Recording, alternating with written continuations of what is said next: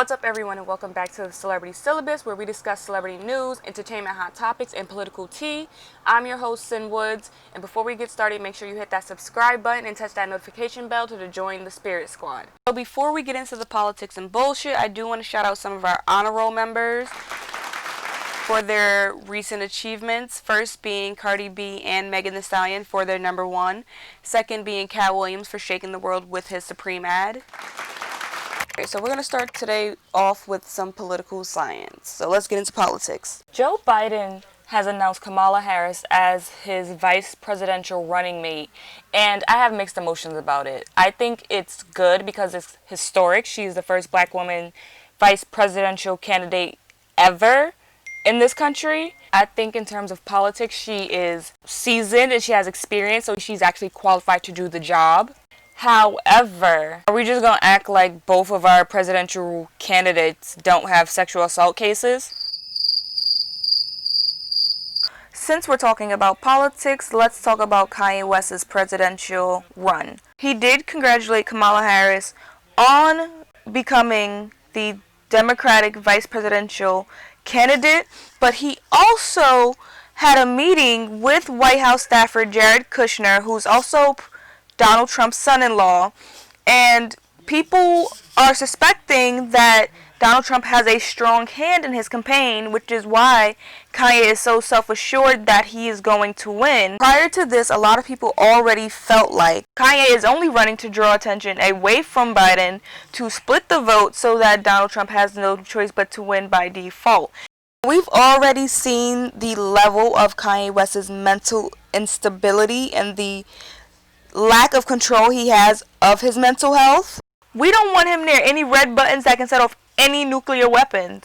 He is not stable enough for that. Now, we already let a reality TV star into the White House. We honestly don't need another president who has mental breakdowns on Twitter. Now, a few words from the most educated first lady we've ever had. So let me be as honest and clear as I possibly can. Donald Trump is the wrong president for our country. He has had more than enough time to prove that he can do the job, but he is clearly in over his head. He cannot meet this moment. He simply cannot be who we need him to be for us. It is what it is. Monica has teamed up with Kim Kardashian and her Criminal Justice League to free Corey Miller. Now, Corey Miller is Master P's brother, but he's also an ex of Monica's. So I did a little bit of research because I actually had no idea what the case against Corey Miller actually was.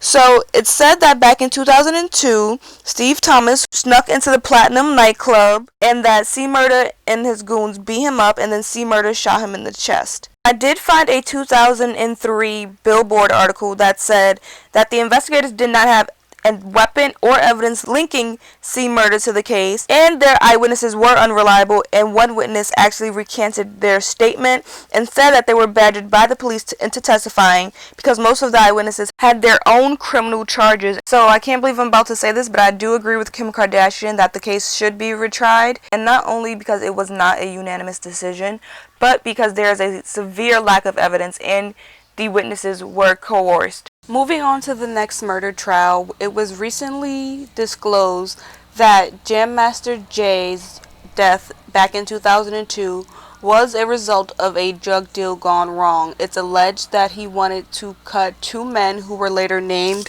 as his killers out from a deal, and that's when they later walked into the studio and killed him. So I'm going to let you guys hear the news clip, and then I'll come back with the rest of my thoughts.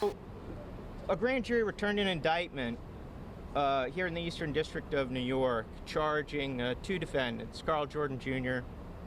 and Ronald Washington, for their involvement in the murder of Jason Mizell, who I think you all know was known as Jam Master Jay and part of the group Run DMC. And what we've alleged in that indictment is that on October 30th, 2002, nearly 20 years ago, Mr. Jordan and Mr. Washington walked into a music studio in Queens where Mr. Mizell and others were working, essentially, and hanging out. And they walked in and they murdered him in cold blood.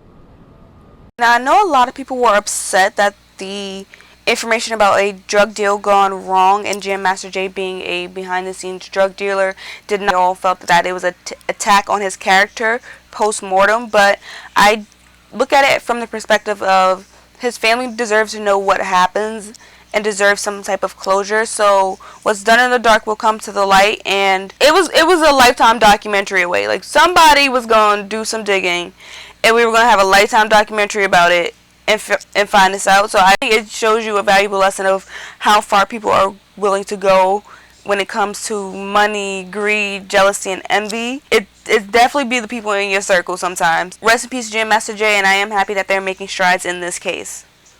Alright, let's get into the bullshit. So Tyrese was recently dragged on social media for defending R. Kelly. Let's get into what he had to say, and then I'll come back with the rest of my thoughts. That's a mean started 5. Yeah, R. Kelly, with all of his videos, what he was doing musically and sonically, and how he figured out a way to change and evolve and stay relevant over all of those years. I know he's got a lot of controversy and heat on him. I get it. So ain't no need to get in my comments. And if you write some goofy shit, I'm going to say it's okay. Tyrese, no fear, no problem saying R. Kelly nowadays. Say it. I'm too real to fake it, man. I just have to say it. Like, what I've learned over the years, man, is that there's a lot of people in our industry, rather music, acting, producing, directing, studio execs, billionaires, real estate, the tech space. Everybody is involved in something that they don't ever want people to know about publicly. And I would say, you know what?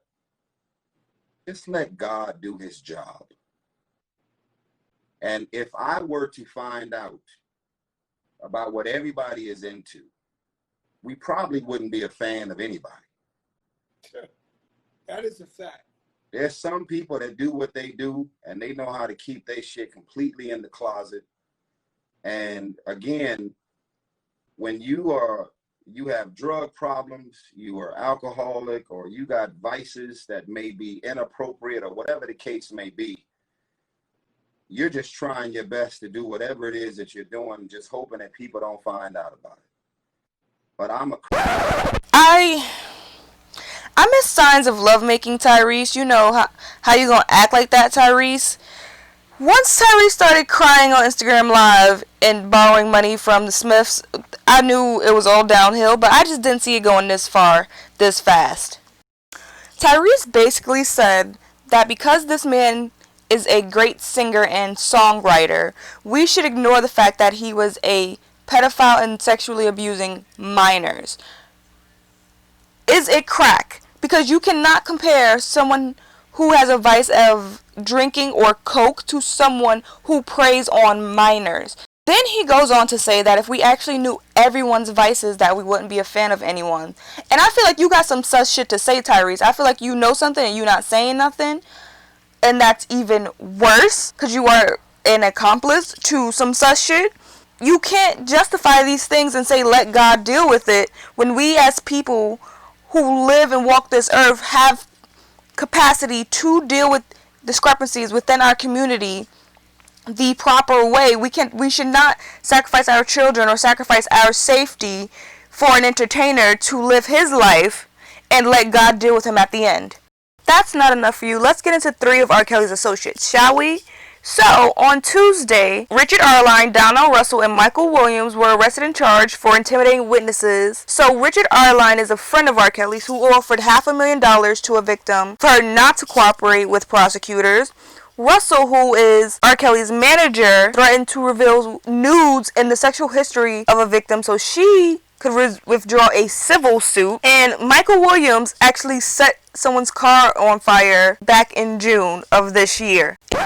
It's also known that Azriel Clary's car was set on fire back in July of this year. Russell was also charged with threatening to shoot up a New York City theater for screening Surviving R. Kelly back in December of 2018. Honestly, a manager who threatens to leak nudes and shoot the block up is the exact kind of manager I expect R. Kelly to have. It's said that he tried to at first get a cease and desist so that they would not screen Surviving R. Kelly in New York City.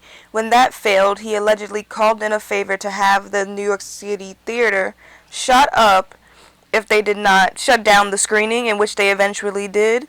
But this is what I expect from R. Kelly's camp. Alright, the last thing we need to talk about is this Turk interview where he talks about him and Lil Wayne catching crabs together. Whew, child. Alright, let's get into it. It was fun though, man. You know what I'm saying? Like we growed up fast, bro. We growed up fast. We had to grow up fast. You know, they used to call us the churn. You know, me and Wayne actually caught crabs and everything together, bro. You know what I'm saying? Like that was like my little bro. You feel me? We caught crabs from these two sisters from Houston.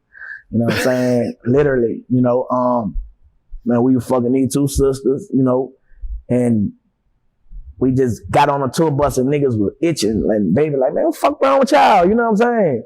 So I'm like, I'm itching. He like, man, you nigga must got crabs. You feel me? So bam, we went to the, you know, Rite Aid or something, Walgreens, and bought some lice. It was some lice and shit with a little comb and some cream. And bam, we got to the hotel, scrub our little hair, little part, you feel me? And man, on the tower, brother, crab was literally on that motherfucker polka dot. And that motherfucker was doing like that, man. I like, damn, this is a real crab, bro. It was small. I say, damn, it's really a crab, bro. You feel me? So I like, damn. So we had to cut the pubic part, bam, bam, bam. And we fuck around and gave that shit to our baby mama at the time. Wayne gave that shit to Talia.